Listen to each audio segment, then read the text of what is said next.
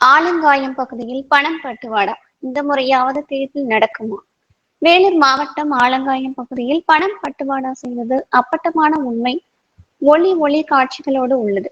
திமுக பிரமுகர் தோல்வி பயத்தில் இப்போதே பணம் கொடுப்பதில் களத்தில் இறங்கிவிட்டார். அப்பாவி பொது ஜனங்களும் பணத்திற்காக விலை மதிக்க முடியாத ஓட்டை விற்பதாக பாவாலா செய்கிறார்கள்.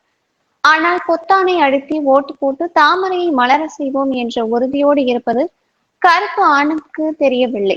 இருந்தாலும் இந்த முறையாவது வேலூர் தொகுதியில் தேர்தல் நடக்குமா அல்லது தள்ளி வைக்கப்படுமா? இதுதான் 100% கேள்வி.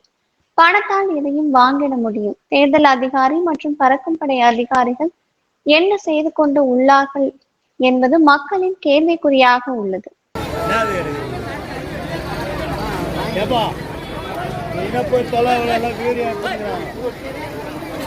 என்னதான் பண்ண போறீங்க? எல்லாரும் நல்லது தானே நடக்கும். சரி இதெல்லாம் எதுக்கு பாருங்க. என்னது எடுக்கிறீங்க? ஏப்பா என்ன போய் தொலை எல்லாம் வீடியோ